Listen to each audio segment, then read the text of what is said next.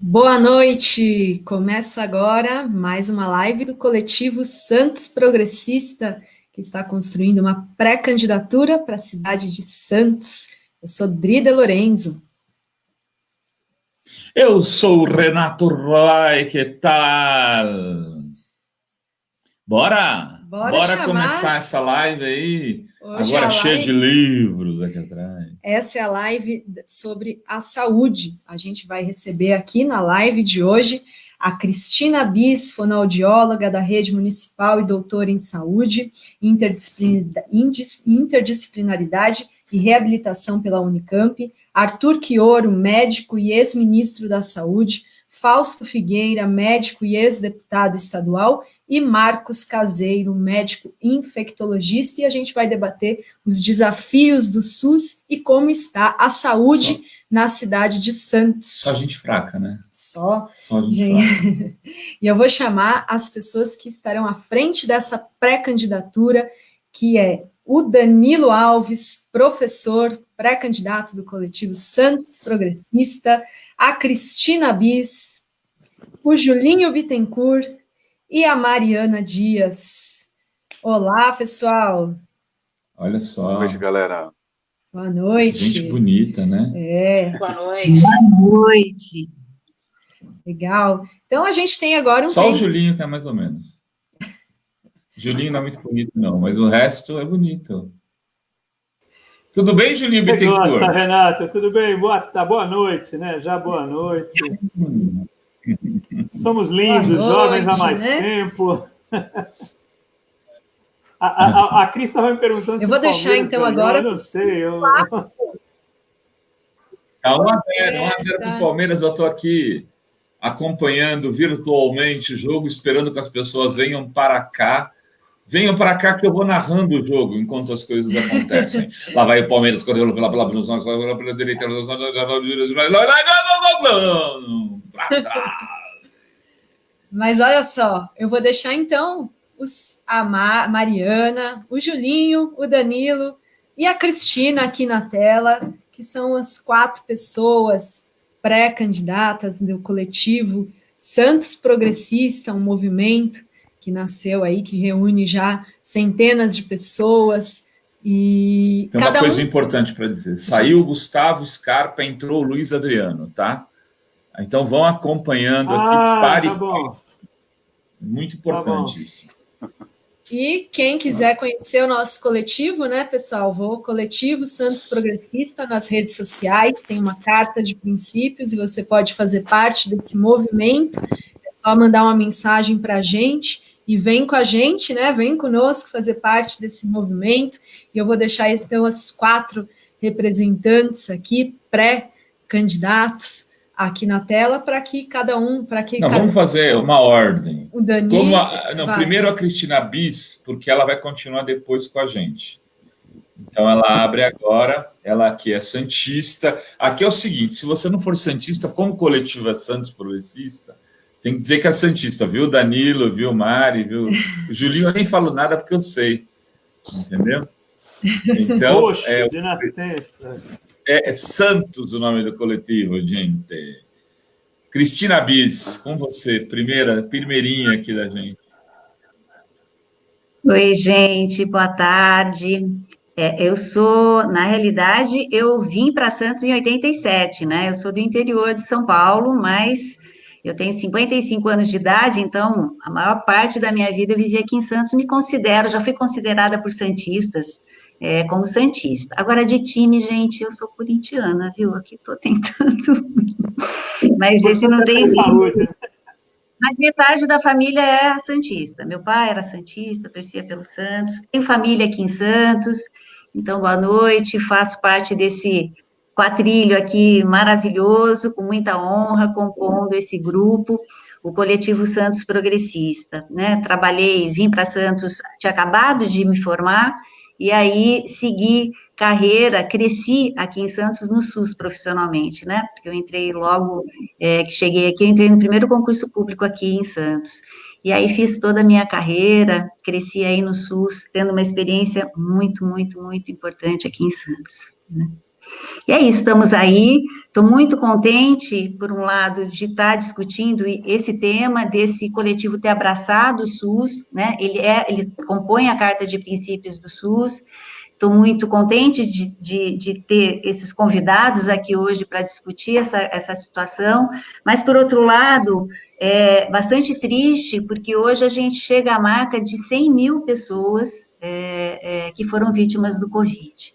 Então, é um dia muito triste, essa discussão da saúde, ela vem numa hora muito importante do SUS, para que a gente possa aí pensar juntos como avançar, como sair dessa. Então, a minha solidariedade, principalmente a minha solidariedade também às famílias e aos profissionais de saúde, colegas meus de trabalho, e dizer para eles que nós estamos juntos.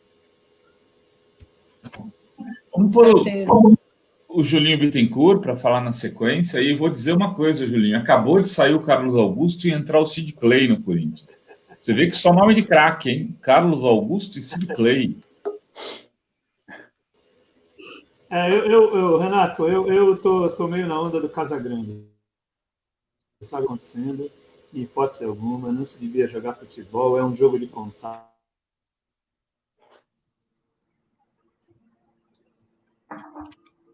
Controle, e futebol não se joga sem torcida também. A gente conversa uma outra hora sobre isso, né? Voltamos aí para o ar? Tá tudo certo, né?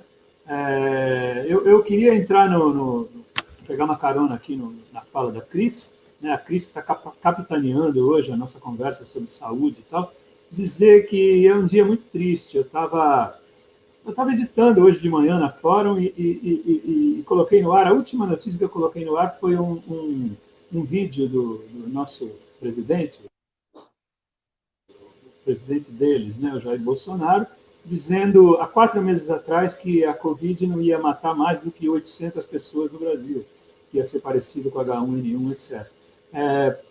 A gente está chegando aí a 100 mil pessoas, chegou hoje a 100 mil pessoas, e isso, os casos notificados, a gente não sabe, deve ter muito mais gente aí que morreu de Covid, que a gente não sabe. Eu tenho hoje gente muito próxima que veio a morrer, muito próxima mesmo que veio a morrer da Covid e tal. Então, é uma calamidade, uma desgraça que acontece, sobretudo em decorrência da omissão do poder público, né?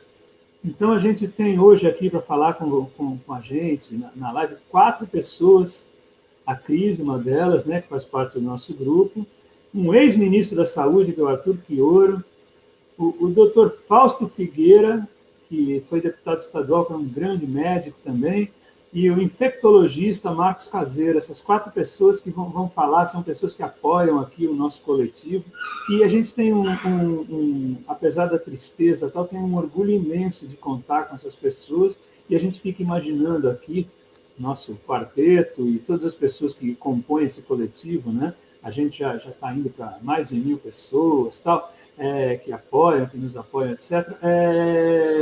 O que seria desse país hoje? Quais os resultados que a gente teria se a gente tivesse essas pessoas que vão falar hoje comandando a saúde, né, cuidando da gente?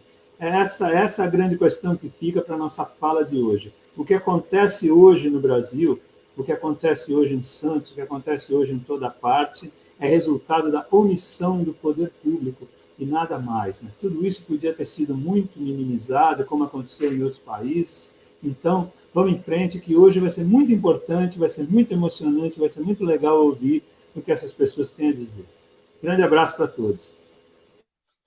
Julinho Bittencourt, isso aí não era para estar tendo futebol nesse momento no Brasil. Absurdo que a gente esteja tendo jogos, a gente, obviamente, como fanáticos que somos de alguma maneira, estão aqui acompanhando a distância e tal, mas o que não devia estar acontecendo agora era isso, que se não tivesse acontecido, o Santos provavelmente seria campeão, inclusive. Não é isso? Devia ter dado tempo. Mari, e você, Mari?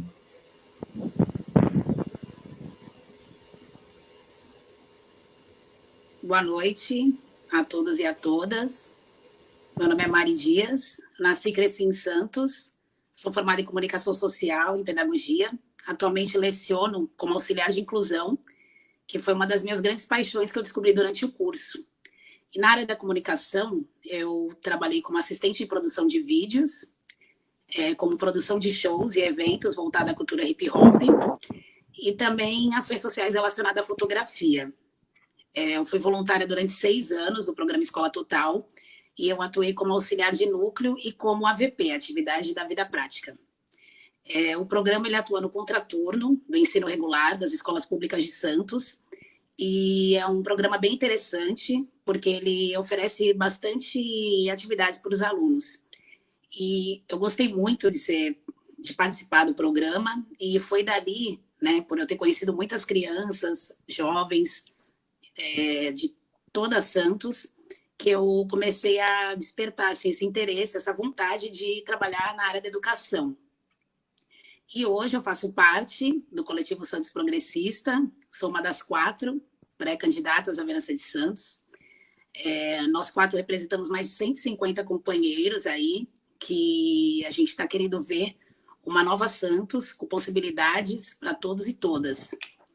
Nós temos uma carta com os 13 princípios, que está disponível nas redes sociais, no Facebook e no Instagram, e nós discutimos, né, sobre os direitos humanos, meio ambiente, saúde, políticas públicas, educação, cultura. Nós lutamos pela educação inclusiva, pelo esporte. Somos um movimento que bem democrático, que tem um compromisso na luta das mulheres, dos negros, dos LGBTQIA+, dos idosos, das crianças, dos jovens, das pessoas com deficiência e de todos que lutam por justiça social. E também nós prezamos as experiências participativas.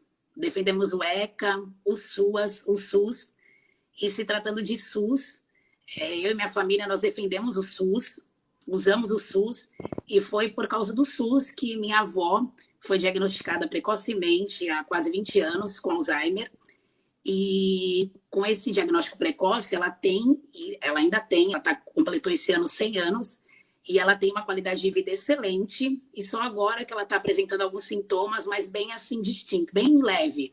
Então, nós somos muito gratos ao SUS, né, por conta disso e por conta de tudo que o SUS nos proporciona.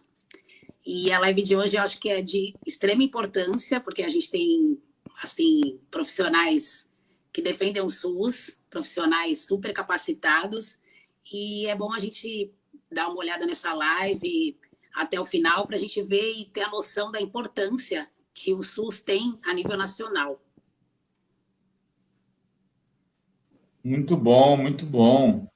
Olha só que inveja da sua avó, viu? Ela é corintiana, tá? Corintiana. Ah, bom. É hoje, então. Brincadeira, não. Sua avó vai ficar triste hoje pelo ensaio da ópera. Aqui tava. Eu saí agora do jogo. Não, na verdade, ela fala que é Santos, aí eu influencio um pouquinho para ver se... Então ela é Santos. 41 minutos, 1-0 para o Palmeiras. Saiam de lá e venham para cá. Avisem todo mundo que não tem papo. Já era, acabou. O Palmeiras é campeão, deixa para o Palmeiras essa. Quem não tem Mundial tem que ter Paulista. Oi, Cristina. Olha só.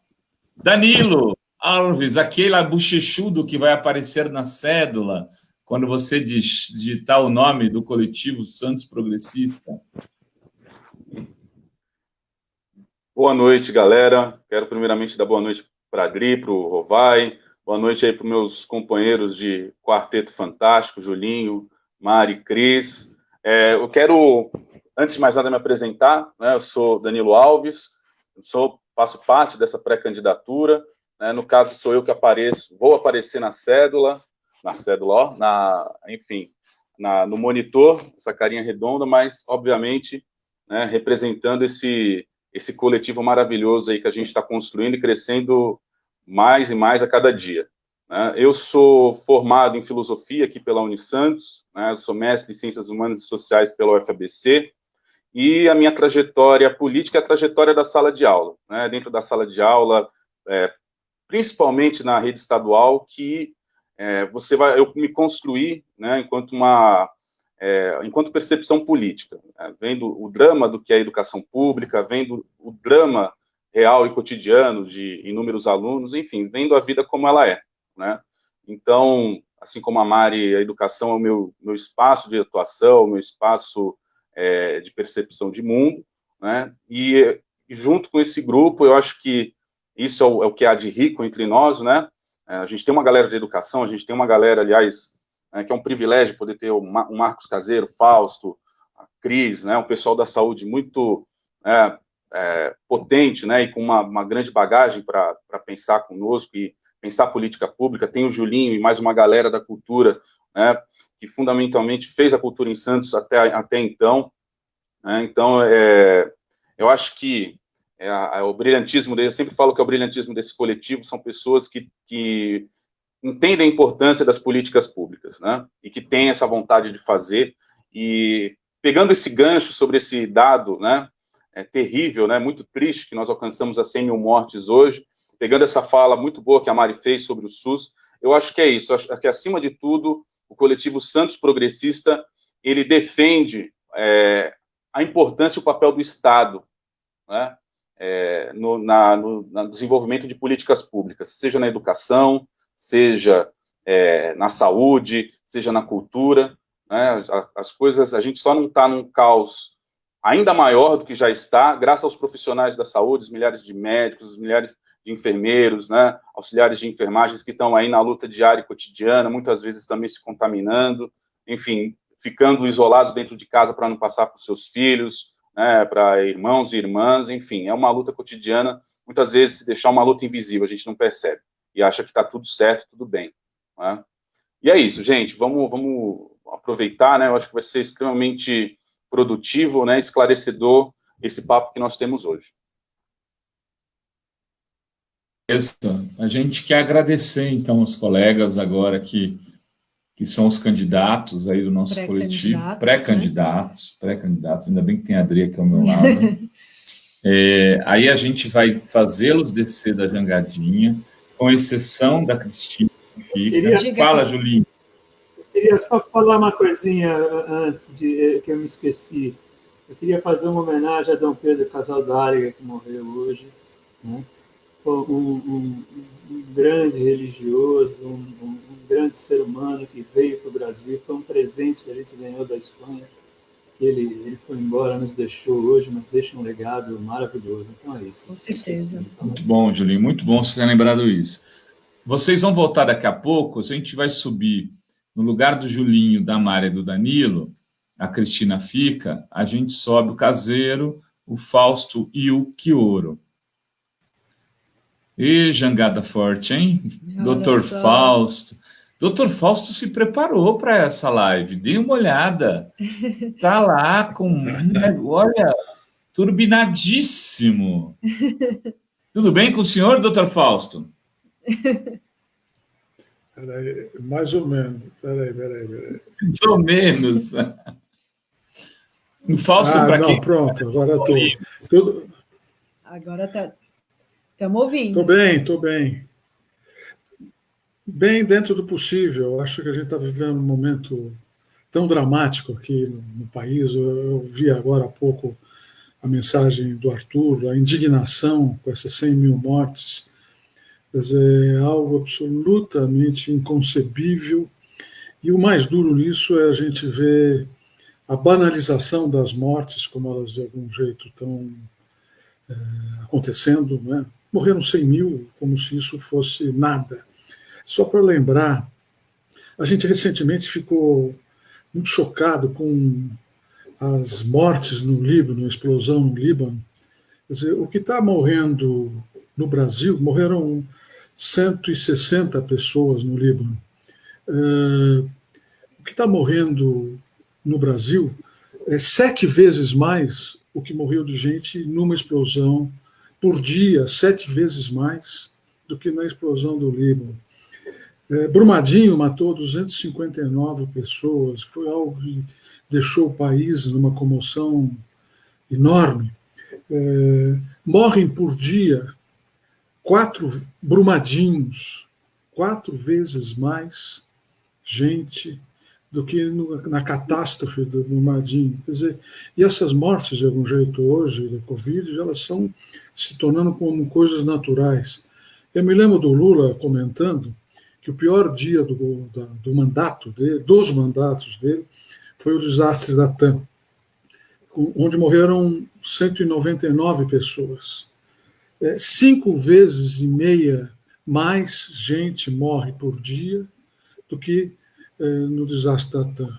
Então, hoje é um dia de uma reflexão muito grande e, paradoxalmente, o SUS foi muito valorizado, lembrado, e é lembrado hoje, como um instrumento, e os profissionais que trabalham no Sistema Único de Saúde, todos os médicos, os motoristas do SAMU, as enfermeiras, os auxiliares de enfermagem, laboratório, enfim, os militantes do Sistema Único de Saúde que, de algum jeito, fazem que essa crise, apesar de ser gravíssima, nós temos 100 mil mortes, faz com que a gente... e o Brasil, de algum jeito, percebeu, né, embora o SUS esteja na vida, no cotidiano de todas as pessoas, de todos os dias, agora, nesta pandemia, de algum jeito, a gente se vê como o papel do SUS é fundamental e a mortandade seria muito maior se nós não tivéssemos um sistema estruturado, acessível a todos os brasileiros, né? Com todos os defeitos, com subfinanciamento, e a gente vai poder debater isso, mas é um dia particularmente triste e chocante que a gente está debatendo o Sistema Único de Saúde. A minha palavra é de que não existe democracia sem o SUS, né? Não existe, é impossível, né? E a questão do subfinanciamento, a que o SUS, o Sistema Único de Saúde, tem sido submetido, eu acho que vai ser motivo de debate aqui entre nós. Um abração para a Cris, que eu tenho brincado com ela, que eu não sei o que eu estou fazendo no meio dessas feras todas, né? Mas eu estou muito feliz de poder participar e dividir as nossas experiências com o Marcos Caseiro, com a Cristina e com o meu irmão, o Quioro. Abração para vocês. Obrigado, Fausto. Eu vou aproveitar, então, para dar uma palavrinha inicial também para o Quioro e para o Caseiro. Depois a gente abre com a Cristina falando, fazendo a sua fala introdutória. Mas esse dia aí, o dia dos 100 mil, é um dia hoje, dia 8/8/2020, Quioro, é um dia que certamente a gente vai lembrar por muitos e muitos anos, né?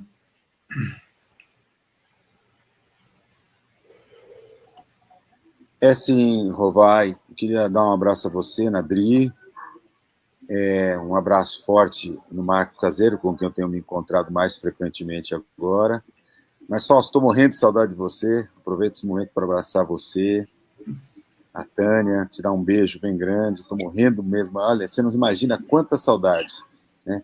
E, em nome da Cris, eu queria saudar a Marli, o Julinho, o Danilo, já antecipar, apesar de ser vocês podem contar comigo. Acho que assim, vocês expressam muito daquilo que eu imagino como muito necessário nesse momento tão delicado da vida que a gente está passando. E eu queria me associar com o Fausto, assim, esse momento que podia ser um momento de grande confraternização nossa, de muita felicidade, de muitas risadas, né? Quando eu estou com o Julinho, eu sempre dou muita risada. O Julinho é uma figura muito leve. O Danilo eu conheço pouco, a Cris eu conheço muito, muito, muito. Conheço tanto que ela me convidou para ser da banca de doutorado dela. Essa mulher é fera demais, né? Mas eu queria compartilhar com vocês um momento mais de felicidade, mas eu também, junto ao Fausto, no sofrimento, na empatia com as 100 mil famílias que perderam seus entes queridos na Covid. Veja, Fausto, hoje a gente está completando não só 100 mil, mas uma marca de 3 milhões de casos confirmados. Sabendo que isso pode ser multiplicado por pelo menos 6, eu e o Marcão estamos aí tentando estudar um pouco essa história, né, Marcos? A gente sabe que isso, a maneira com que o Brasil vem conduzindo o enfrentamento da pandemia de Covid é absolutamente equivocada, frágil, e a gente pode estimar que hoje 18 milhões de brasileiros tenham sido infectados. Infelizmente, nós não vamos parar por aí. Eu não tenho nenhuma pretensão de ser guru, nem arauto da tragédia, mas as estimativas que estão sendo feitas por gente muito séria no Brasil e fora do Brasil indicam que nós ultrapassaremos os 140 mil mortos em 1º de outubro e devemos fechar o ano com mais de 200 mil. É uma tragédia sem precedentes. Ela tem nome e sobrenome, chama-se Jair Bolsonaro, e todos aqueles que, de alguma maneira, compartilharam com esse projeto fascista, esse projeto anti-humanista, retrógrado, né? E é fundamental que a gente possa ter a perspectiva, sabe, Rovai, de entender que a luta por produzir um futuro para o Brasil passa necessariamente pela derrubada desse regime. Eu chamo regime porque não basta afastar o Bolsonaro, é preciso levar junto a ordem econômica e política vigente, né? Então, mudar profundamente o estado de coisas que nós estamos vivendo, a emenda constitucional 95, a austeridade fiscal, essa predominância dessa elite gananciosa, escrota que a gente vive, que fez com que a Covid se transformasse numa tragédia, particularmente para o povo pobre da periferia, mas acho que é preciso combinar esse movimento com uma grande mudança local, né?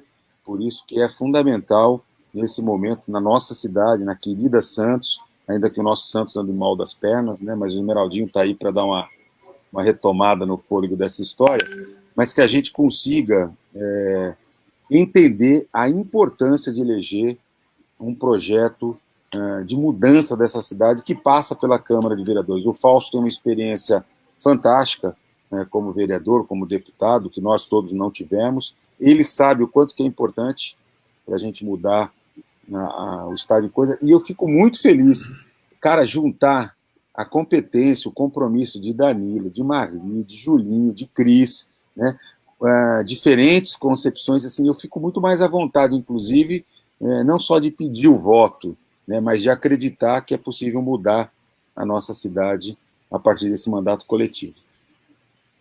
Muito bom, Chioro, muito grato, muito generosa a sua fala, e quero dizer aqui, informar antes de passar para o Caseiro, que o Corinthians achou um pênalti aos 50 minutos do segundo tempo, empatou com o Palmeiras, e a disputa foi para os pênaltis, Caseiro. Olha só, o Caseiro está com o olho para cima, eu não sei o que ele está vendo.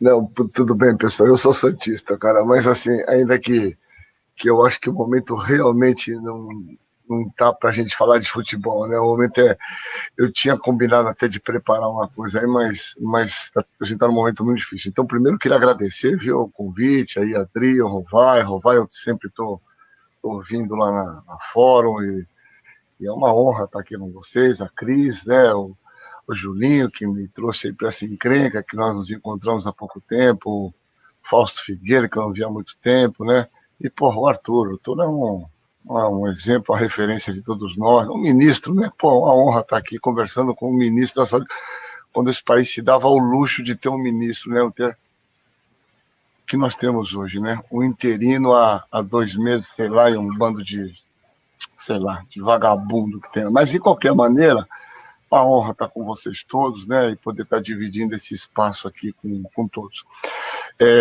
Eu assim, difícil acrescentar a fala e faço a minha fala, a do Fausto e a do Arthur. Não dá para a gente normalizar, né, 100 mil mortes. 100 mil mortes, não computando 40 mil mortes de síndrome respiratória aguda grave, que provavelmente a grande parte delas estão relacionadas à Covid, mas sem diagnóstico, que morreram. Então, assim, a tragédia é muito maior. Nós passaremos de 200 mil casos. Veja, nós temos 1.100 casos por dia. Nós passaremos, isso é um dado da Universidade de Washington, né? Washington e Seattle, que é um dos modelos que tem mais funcionado, e que junto com aquele grupo de... Eu tive a oportunidade até de conversar com o Nicoleles, um negócio dentro daquele grupo lá do Nordeste, e os dados são esses, nós passaremos de 200 mil mortes. Na nossa cidade a coisa não é tão interessante. Nós temos hoje, aqui em Santos, 16 mil casos notificados e 500 óbitos, quase 500 óbitos em Santos. né? 500 óbitos em Santos. É praticamente como se tivesse caído, né, um Boeing aí, ou dois cheio com todos os passageiros. E as pessoas estão totalmente normalizando, né? É impressionante o que a gente vive, né? Parece que essa epidemia ela traz 3 maus relacionados a ela, né? A anosmia, a ageusia e a anomia também, né? Porque parece que a população ficou anômica, a população está meio paralisada diante de tanta barbaridade. Então, é isso. Eu acho que a gente tem que conversar e eu, assim, me propus a estar ajudando. Eu acho que é a hora de a gente estar trabalhando nessa proposta desse coletivo. Certamente estarei junto, me empenhando, e a gente tem que fazer alguma coisa. Estou há 30 anos, inacreditavelmente, 29 anos que eu trabalho. Eu cheguei em Santos no governo da Telmo, Davi era o secretário de saúde, e desde então a gente montou os centros referenciais e eu estou lá até hoje, né? E a única coisa que eu fiz na minha vida, estudar e no Torto. O Torto fechou, atualmente eu só fico em casa estudando aqui com os meus livros, né? Então é isso que a gente vai estar fazendo com todos. Acho que assim, o nosso sistema de saúde, e terminando aqui, ele teve um momento, que foi o momento do Davi. Tudo que aconteceu depois foi inercial. Isso aqui só não foi mais destruído porque foi tão consolidado, um trabalho tão magnífico e grandioso que o Davi fez, porque senão a destruição seria muito maior. Então, nada foi feito, absolutamente nada. Os nossos números, nós vamos falar, eu ia preparar até uma coisinha, mas eu estou muito cansado, estou trabalhando muito, me desculpa, viu, Cris, vai mostrar uns dados. Os dados da nossa cidade são horrorosos, né? É incrível, a cidade fala. Nós temos as maiores taxas de mortalidade infantil do estado de São Paulo, nós temos os maiores indicadores de tuberculose, né, do Brasil, e longe do estado de São Paulo, nós temos a maior mortalidade de leptospirose, nós temos a maior quantidade de casos de AIDS no estado de São Paulo, todos. Então, qualquer indicador que vocês quiserem falar de saúde, é pior aqui na nossa... E principalmente esse que eu ia mostrar, e a gente pode até falar, nessa região periférica, que é a região da zona noroeste, né, e da região principalmente dos morros, e dessas áreas da região central. Então, assim, nós temos uma cidade que é uma verdadeira farsa, né? É como se fosse, a gente tem a orla da praia e as pessoas pensam que Santos é a orla da praia. É uma cidade que tem uma injustiça enorme e os indicadores péssimos. Eu acho que a gente vai ter oportunidade de conversar um pouquinho. Então, muito obrigado pelo convite e uma honra estar aqui com vocês todos. Obrigado, Caseiro. Olha só, Cris, vamos começar por você já. A Adri já separou um tema aí para você, né? Como é que é, Adri? Primeiro, a Cris vai falar sobre o que SUS estamos defendendo, né? A universalidade do SUS, precarização do trabalho, a importância de contrapor o modelo hegemônico de saúde e sobre o princípio do coletivo Santos Progressista com o SUS, na defesa do SUS. Então, Cris, palavra. Olha só, a gente já está em 108 pessoas aqui, eu como gosto de bater meta o tempo todo, para chamar para 120, 130. Galera, vamos lá, acordar os amigos, né, que tomaram aí umas e outras e estão dormindo, vamos chamar o pessoal e falar, bora para a live, que está começando o debate de verdade agora. Cris. É isso, Cris. Gente, boa noite, mais uma vez. Eu acho que vocês não conseguem sentir daí o quanto eu estou emocionada daqui, né? E o quanto eu estou honrada de estar aqui nessa roda, compondo essa roda. O Julinho falou e falou muito bem. A gente poderia ter outra realidade, né? Com essas pessoas aqui, a gente poderia ter outra realidade, né? É um momento muito triste e a pandemia, a gente queria que fosse de outra forma, né? Os militantes sanitaristas, a gente queria que fosse de outra forma, mas o SUS foi colocado na agenda pública agora, né? Ele está aí na agenda pública, né? Infelizmente, dessa forma, com a pandemia, né? Todos aqui entendem, todos defendem a importância do SUS, né? O que a gente tem que ter claro daqui para frente é que SUS a gente está defendendo, né? Porque vai ter muita gente usando o colete do SUS, né? Dizendo defender o SUS. Então, é importante a gente fazer a análise dos discursos, né? Entender da onde está vendo isso, né? Recentemente, o presidente da Câmara, Rodrigo Maia, disse da importância de modernizar o SUS, né? A gente está vendo a importância do SUS e as suas mazelas também, e o quanto a gente tem que investir nele, né? O que significa modernizar o SUS para o Rodrigo Maia, né? Alguém que votou a favor da EC 95, que congela os investimentos em saúde por 20 anos, né? O que significa para este governo fazer modernizar o SUS o Bolsonaro recentemente valorizou muito o SUS, a importância do SUS e dos profissionais de saúde, mas o que significa num governo que a gente está sem ministro há 2 meses, num governo que tem um ministro da Economia, eu pouco assisto o Jornal Nacional, mas essa semana eu assisti, e diz que a gente está gastando muito com a pandemia, que entende saúde como um gasto. Então, é muito importante a gente ter claro esses discursos, tanto a nível nacional como a nível municipal também, né? Como é que está a saúde aqui? Como é que a gente vem tratando a saúde? O Caseiro, ele disse, né, da implementação do SUS aqui em Santos. De fato, gente, depois de 97 até 96, tudo que a gente tem aqui é a estrutura daquela época, né? E nós nunca ouvimos nenhum gestor, nenhum candidato ser contrário ao SUS, né? Dizer que não defende o SUS, porque eles não são claros, né? Eles vão fazendo o desmonte, precariza o trabalho, precariza as condições de trabalho, vai terceirizando, vai chamando as OS, né? É dessa forma, né, que vai sendo feito esse trabalho de desmonte do SUS, né? É muito claro 2016, porque os ajustes, né, o desmonte ficou muito claro naquele momento ali, e isso reforça que o que a gente teve foi um golpe, né? Um golpe no sentido de também retroceder nessas questões, nas políticas de proteção social. Essa semana o Facebook me lembrou de um post que eu coloquei do professor Paulo Capel, onde se propunha a criação de um plano de saúde, né? É isso que querem fazer com o SUS há muito tempo, né? É isso que querem tratar o SUS, né, transformar ele num plano de saúde para pobre, né? Então, a gente tem que estar muito atento a esses discursos. E para a gente estar atento a esses discursos, a gente precisa ter clareza da importância do SUS e dessa universalidade do SUS, né? Ter a clareza de que o SUS é uma política de proteção social, faz parte de um tripé ali da Seguridade Social, junto com o SUAS, junto com a Previdência. É muito importante a gente ter claro um dos princípios do SUS, que é a universalidade. Quando a gente diz todo mundo usa o SUS, todo mundo usa o SUS. Eu tinha um grande sanitarista, o Gilson Carvalho, que toda vez que ele entrava para dar uma palestra, uma aula, ele perguntava: quem aqui usa o SUS? Nós usamos, todos nós usamos o SUS. Nós usamos o SUS quando nós vamos na padaria comprar o pão, lá está a vigilância sanitária.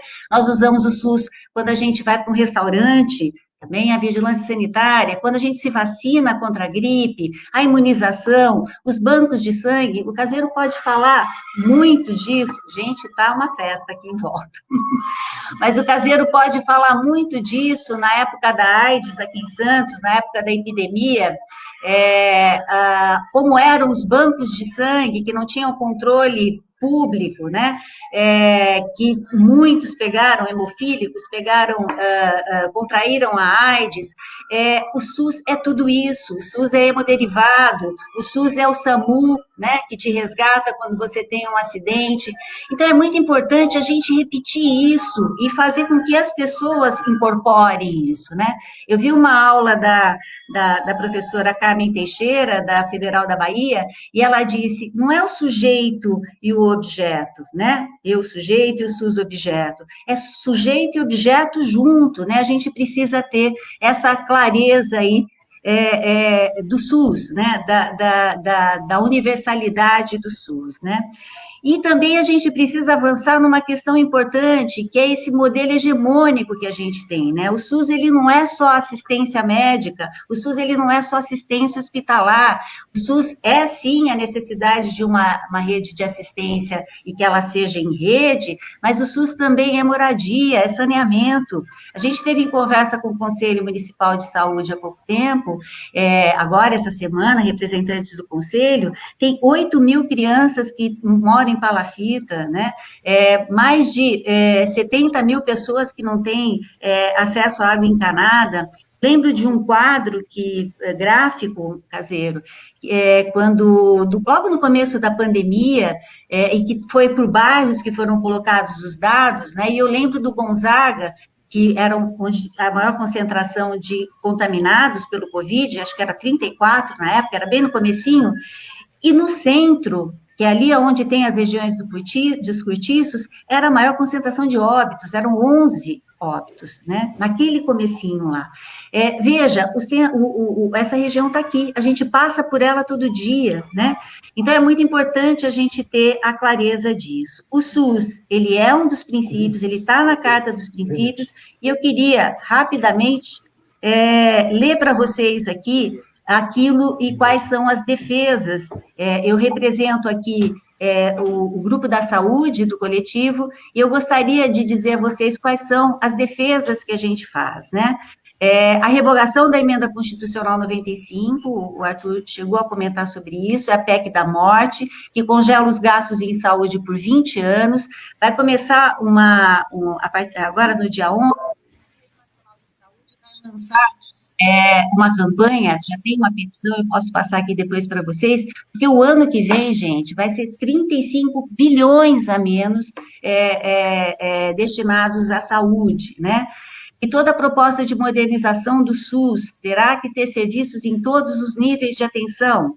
Fortalecimento da atenção básica e das equipes de saúde da família foi um dos focos, logo no começo, logo depois do golpe, foi a política de atenção básica. A atenção básica ela é estruturante do SUS, né? A atenção básica é onde você resolve a maior parte dos problemas da saúde e com menor custo, né? A importância das equipes de saúde da família.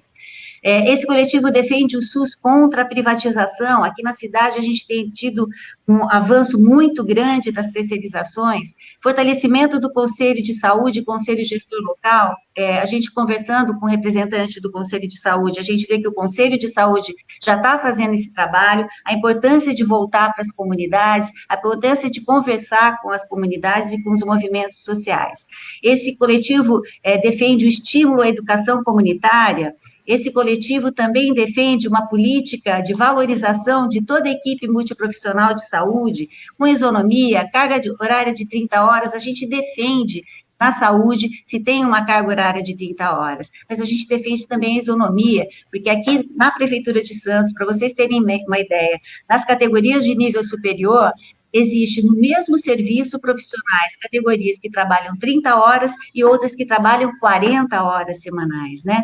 Uma carreira única SUS, infelizmente eu me aposentei e eu não pude ver uma carreira única SUS, né? Uma carreira SUS, né? A importância da carreira para que haja ascensão desse profissional, mas também que haja a defesa do SUS como uma política de Estado, porque senão a gente fica à mercê daqueles governos que vêm e que vão destruindo as políticas e os programas que foram feitos. É importante a gente ter a defesa, né? O SUS, ele é uma política de Estado, ele não é uma política de governo. E uma política de educação permanente na saúde, né? É muito difícil, né? A gente tem uma carreira horizontal que permite você fazer mestrado e doutorado, e isso te dá uma remuneração para isso, mas é muito difícil fazer o mestrado e doutorado.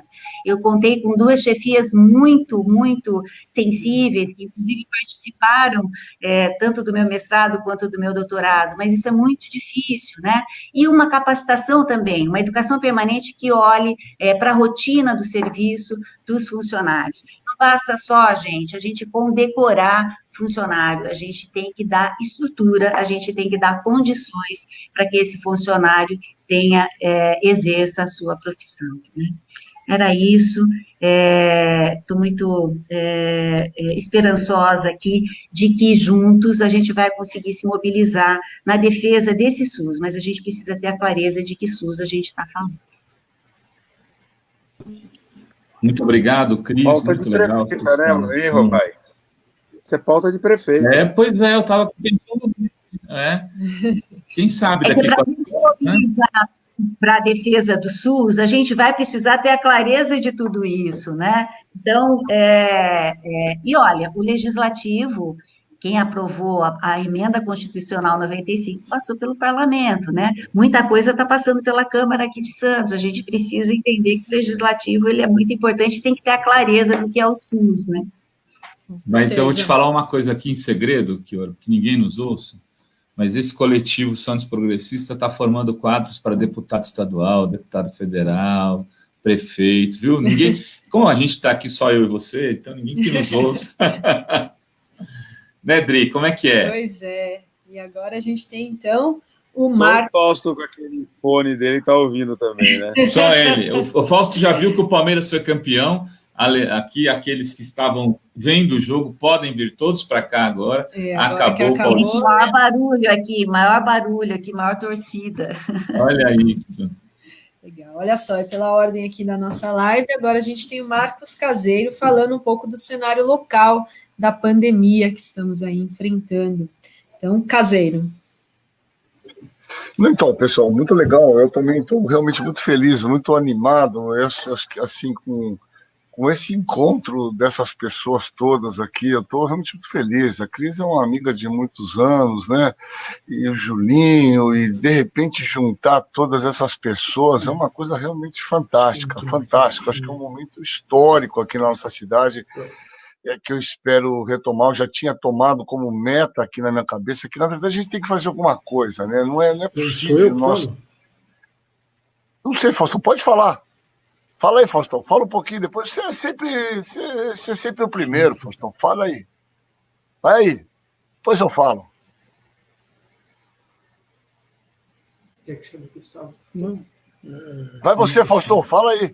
Acho que ele está com problema de conexão lá, não? Está ouvindo, Fausto? Acho que é muito grande esse microfone na tua cabeça, Fausto, isso aí tá te complicando. Você acha que ele falar, não tá... Eu acho que ele não está conseguindo. Eu não estou escutando. Mas nós estamos te escutando, Faustão. Fala você então aí. Vai lá. Nós estamos te ouvindo. E aí, como é que faz? Pode seguir, Marcos. Aí depois acho que ele precisa ver. Eu vou seguir falando um pouquinho, é bem rápida a minha fala aqui, depois eu acho que a gente tem que conversar. Faustão, eu falo aqui, peraí, aguenta um pouquinho.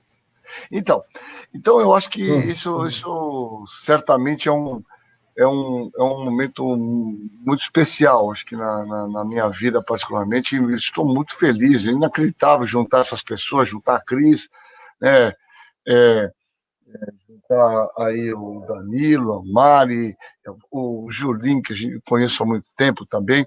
Então é uma coisa muito importante. Eu acho que a gente passa um momento inacreditável de uma anomia social. Nós temos que se levantar, nós temos que na verdade, se reposicionar. Eu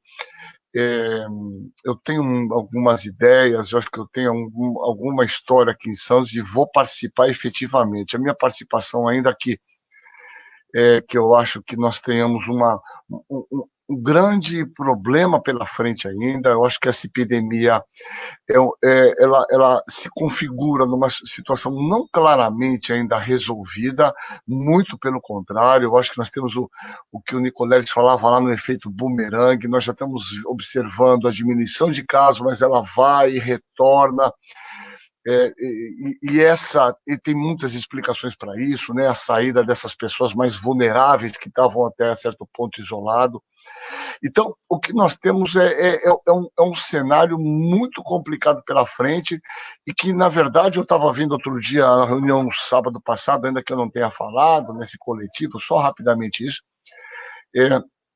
eu acho que a gente precisa, né, dentro do prazo possível, que essa candidatura seja rapidamente definida e que nós possamos, de uma maneira diferente. Eu acho que tem várias maneiras de a gente trabalhar essa candidatura e eu acho que a gente tem que trabalhar ela de pontos de vista diferentes. Eu não acho que não é só a rede que vai pesar, não. Eu acho que a gente vai ter que se colocar pessoalmente, isso que eu pretendo fazer por essa candidatura que eu irei trabalhar.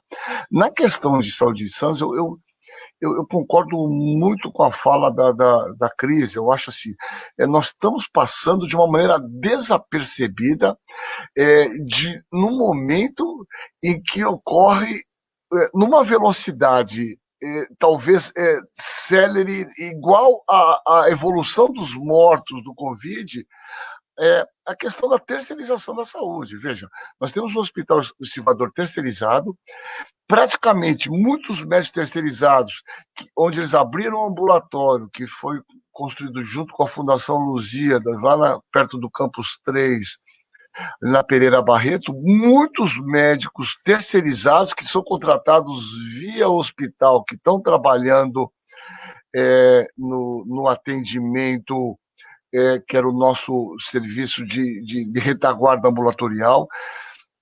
O Guilherme Álvaro está andando isso muito rápido, praticamente as UTIs foram terceirizadas, né, laboratório, a gente caminha a passos muito largos, né? O Emílio Ribas aqui no Guarujá é um hospital terciário, que por sua vez terceirizou a UTI, que por sua vez terceirizou. É uma coisa sem precedentes isso, né? Então, são pessoas, são médicos que trabalham recebendo um salário, né, por plantão, sem nenhum direito social, uma coisa, e as pessoas se sujeitam a isso achando que é uma grande coisa. Então, eu acho que essa é uma grande questão que a gente vive, que é a questão que caminha a passos largos, a questão da terceirização, né? Eles estão fazendo isso de uma forma rápida, e eu acho que a gente tem que, de alguma maneira, se impor, se colocar e entender isso de uma maneira mais clara, né? E eu acho também que, na verdade, o que ficou para trás, e dentro aqui da nossa região, isso é um dado interessante, é a questão da saúde da família, né? Essa organização, esse é um pressuposto básico de organização que, de alguma maneira, a gente tem que trabalhar nesse sentido. E isso tudo passa a ser muito interessante dentro desse quadro, é o quadro justamente de um secretário de saúde que a gente tem. Então, às vezes, eu fico pensando, fico imaginando isso aqui há 30 anos atrás, nós tivéssemos posto um secretário de saúde e um administrador de empresa. Isso seria, obviamente, um motivo para um verdadeiro caos dentro da classe médica, né? E você nota todas as pessoas absolutamente caladas. E muito dessa total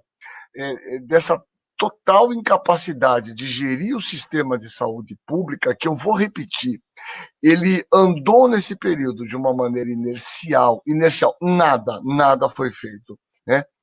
Porque você tem uma certa consolidação da nossa região, né? Com os principais hospitais, você tem uma organização médica com as policlínicas, que de alguma maneira ela foi muito eficiente na contenção dessa epidemia e na organização de outros serviços, como o próprio CRAS, na questão da epidemia do HIV. Então, agora, as coisas que realmente você precisava fazer diferença, elas não acontecem. Então, a gente vê um secretário de saúde, apesar de eu ter tentado explicar o que significa uma sorologia, o que significa um teste rápido, quer dizer, faz essas políticas absolutamente em desacordo, pela total falta de entendimento, porque obviamente não é da área, da questão da testagem rápida, de fazer drive-thru, isso é uma coisa que não tem a menor lógica. Então, o que nós temos na nossa cidade, quer dizer, é um gerenciamento inadequado, né, porque obviamente não é do ramo, não tem o menor conhecimento de saúde pública, e a nossa cidade caminha num nível inercial. Interessantemente, dentro dessa contextualização, é que no nosso estudo Epicobs, nós levantamos um questionário, tem dados muito interessantes, mas a nossa cidade ainda é a cidade da região metropolitana que tem o maior número de pessoas que ainda tem um plano de saúde. né? Se você pega as cidades mais periféricas, a quantidade de pessoas que têm plano de saúde cai de uma maneira muito acentuada, e que obviamente depende do SUS. Pelos nossos dados, quase 65%, 70% das pessoas, elas dependem do SUS, né? Então, é esse tipo de coisa que a gente tem que voltar a discutir, né? O SUS é o maior empregador, o SUS eu diria que é um serviço onde que todas essas atividades que foram muito bem colocadas pela Cris, né? Desde a questão da vigilância sanitária, desde a vigilância epidemiológica, tudo, o SUS está na nossa vida. Sem SUS seria o caos, né? É difícil as pessoas entenderem o que significaria nós retrocedermos para uma situação onde as pessoas não tivessem um direito universal, básico, que é constituído, é calça pétrea, né? Que é o direito à saúde. Então, é de fundamental importância de a gente, nós temos uma representante, eu acho que a Cris será, obviamente, a nossa voz de uma maneira mais efetiva lá na saúde, que é uma profunda conhecedora, trabalhou por tantos anos na prefeitura, de a gente trabalhar pela consolidação cada vez maior do SUS na nossa cidade. Nós não temos programa, nós não conseguimos baixar o número de casos de tuberculose, por falta de coisas muito simples, né? Ainda que a tuberculose tenha uma lógica, determinação social, né, que voltando lá para o Althusser, né, grande Althusser, grande marxista lá da década de 20, que falava na determinação social das pessoas, e a tuberculose tem a clara determinação social dos epidemiologistas aqui latinos da década de 60, a tuberculose, ela tem uma incidência muito alta das pessoas que têm menor poder aquisitivo, das mais pobres, das pessoas pauperizadas, das pessoas que são moradoras de rua, dos pacientes HIV/AIDS. E, na verdade, você tem solução para tudo isso, né? Mas são os invisíveis, eles são os invisíveis, né? Essa é uma questão de fundamental. Eu vou dar um dado para vocês terem uma ideia do que eu falo. Quando nós estratificamos os casos de tuberculose aqui em Santos, aqui no Gonzaga, Pompeia, Boqueirão, nós temos 30 casos, que já é uma vergonha para cada 100 mil habitantes. Mas se nós vamos para a Zona Noroeste, qualquer município, qualquer bairro da Zona Noroeste tem mais de 120 casos para cada 100 mil habitantes, né?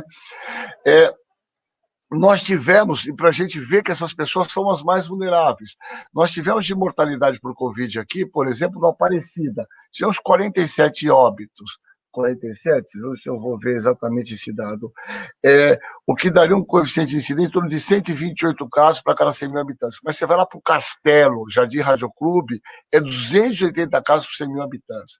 Então, há uma determinação social na mortalidade das pessoas. E o que é mais assustador dentro desse contexto, já terminando a minha fala aqui, eu acho que tem que ser breve e pontual, nós fizemos um estudo com os dados que existiram do IBGE, nós estamos levantando mais esses dados, que são de 2017, a média de mortalidade aqui na região da Orla, que é Pompeia, Embaré, é em torno de 78 anos. É um exemplo que fizeram em São Paulo com o mapa da desigualdade. Então, a média de mortalidade na Pompeia, 78 anos. A média de mortalidade na Zona Noroeste é de 64 anos. A média de mortalidade para quem nasce, por exemplo, no Morro da Nova Sintra, é de 56 anos. Então, há uma determinação social muito séria, muito grave, que não é discutida, né? Que tem a ver com condição de higiene, saneamento básico, que tudo isso faz parte do que nós temos discutido de uma maneira tão amplificada, que é a chamada atenção primária à saúde, né? As pessoas precisam das condições mais básicas de atenção à saúde, né? Que envolve saneamento básico, água encanada, isso envolve todas as outras questões que são muito básicas. Então, eu não vejo isso ser discutido na cidade, né? Eu não vejo ninguém levantar essa discussão na Câmara. Então, esse meu apoio irrestrito a esse grupo e estarei sempre à disposição para que a gente levante essas discussões, porque são vergonhosas para a nossa cidade, né? A gente não pode passar essa imagem, que a cidade que tem uma maravilhosa qualidade de vida, que a cidade é só o Gonzaga, tudo arrumadinho. A nossa cidade tem enormes desigualdades de condição de vida. Nós temos a maior favela sob palafita da América Latina. É uma vergonha isso. Então, nós temos uma cidade desigual e nós precisamos de uma voz lá, que seja a nossa voz, para que nós consigamos levantar essa discussão para a sociedade e fazer aparecer esses invisíveis, né? Então, acho que essa é uma contextualização bem geral e a gente pode estar conversando aí ao longo do tempo, tá bom? É isso aí. Obrigado. Obrigada, Caseiro.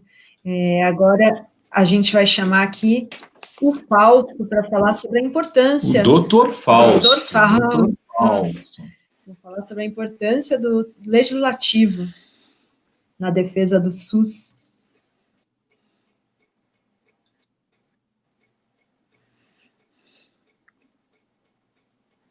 Fausto?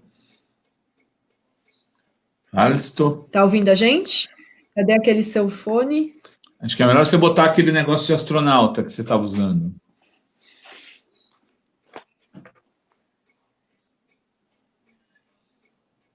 Fausto? Precisamos de você, Fausto.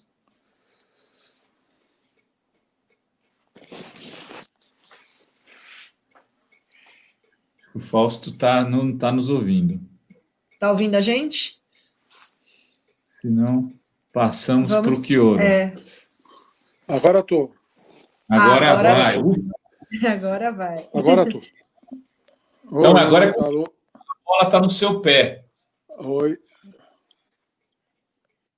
Estamos ouvindo você. Vamos ver. Eu saí do computador, vim para o seu...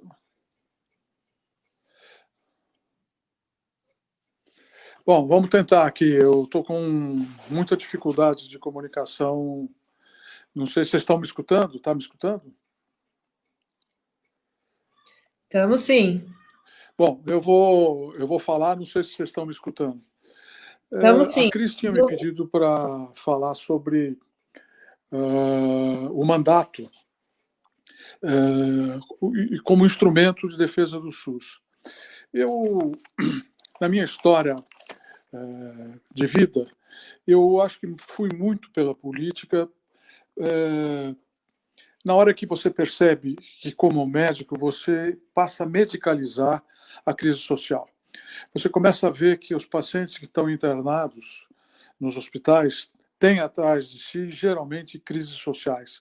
Falta de moradia, falta de saneamento, falta da educação, falta de salário. E você, como médico, passa a tratar as consequências dessa crise social. Eu, quando fui diretor do Hospital Guilherme Álvaro, eu comecei eu passava visita junto com os internos, eu era professor da cadeira de cirurgia e via que muitas das patologias que estavam lá tinham atrás de si essa crise social. O Julinho está pedindo para eu falar, mas estou falando, acho. Vocês estão me escutando? Bom, eu vou continuar. Escutando. Então, ótimo.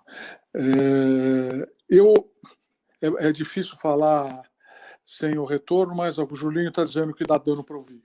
Então, eu acho que o mandato ele é um instrumento de organização da população e um instrumento de organização partidária, né?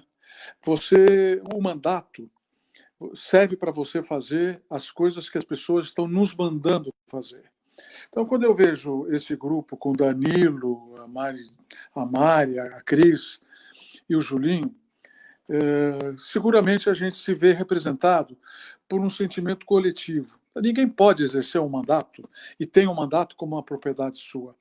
O mandato pertence a quem elegeu, ao grupo que nos elegeu, e pertence ao partido, né, do qual a gente está afiliado. Eu tenho muita honra de pertencer ao Partido dos Trabalhadores. Acho que a história... E posso dizer que a minha opção é uma opção, pela minha origem social, eu poderia seguramente ter trilhado outros caminhos na minha vida, mas a minha opção de vida foi uma opção pelo Partido dos Trabalhadores, entendendo que ele é um instrumento de transformação da sociedade. E a coisa mais importante que aconteceu no Brasil, do ponto de vista de revolução social, de inclusão social, foram conseguidos pelo Partido dos Trabalhadores. Eu tive a honra de participar do governo da Thelma como chefe de gabinete. Depois eu fui eleito vereador e trabalhei com o Davi, né, como líder do governo do Davi, onde nós pudemos usar esse mandato como instrumento de implementação das políticas públicas que foram implementadas pelos governos petistas na nossa região. E acho que a cidade de Santos, e acho que a responsabilidade que esse grupo tem, é porque a cidade de Santos ela representa um polo de liderança na nossa região. Nenhuma dos problemas que nós vivemos são problemas de uma cidade só. É impossível você falar em problema de transporte da cidade de Santos, na medida que as nossas cidades estão todas conurbadas. O problema de transporte não é um problema da cidade de Santos, é um problema da nossa região. Educação não é um problema da cidade. Saúde, particularmente, não é um problema de uma cidade só. Se a gente pensar, e o Marcos Caseiro, quantas vezes conversei com o Marcos, nas epidemias de dengue, o Aedes, ele não reconhece a fronteira entre Santos e São Vicente, nem muitas vezes nós mesmos não sabemos qual é a diferença entre a divisa entre Santos e São Vicente, os tambores lá na zona noroeste, aí aonde termina Santos, na Avenida da Praia. Então, os problemas todos nossos são problemas de uma regionais, né? Nós vivemos numa área metropolitana e os problemas não são enfrentados como problemas metropolitanos. Eu particularmente acho e tive, enquanto deputado, fiz projeto para mudar o caráter da AGEM. A AGEM tem que ser uma implementadora de políticas sociais. Não dá para a gente pensar na AGEM como uma academia que faz estudos, e se você for consultar lá os arquivos da AGEM, ela tem estudos sobre o problema de lixo, soluções do problema de lixo. Isso está em pauta agora, com a discussão do incinerador, por exemplo, na nossa região, o lixo urbano. Nós temos várias cidades da nossa região, que destinam o seu lixo urbano para Mauá, para outras cidades, num custo altíssimo. E se nós tivéssemos, por exemplo, uma solução metropolitana para a destinação do lixo, seguramente nós poderíamos buscar uma solução mais barata e que atendesse a todas as regiões. Uma outra questão, eu conversei com a Cris, nossa liderança aí nesse mandato coletivo na área da saúde. Eu acho que a gente tem um problema na nossa região também, que é a coordenação regional desse sistema de saúde. Eu tive a honra de ter sido coordenador do ERSA, onde eu pude ter uma visão dos problemas de saúde de toda a nossa região metropolitana. E acho que o enfrentamento que nós temos que fazer, ele sendo metropolitano, nós temos, por exemplo, na questão de regulação de leitos, de procedimentos, de leitos de UTI, na hierarquização de alta complexidade, nós temos que ter uma atuação regional. É inconcebível que a regulação de leitos SUS na Baixada Santista seja feita por São Paulo, não é?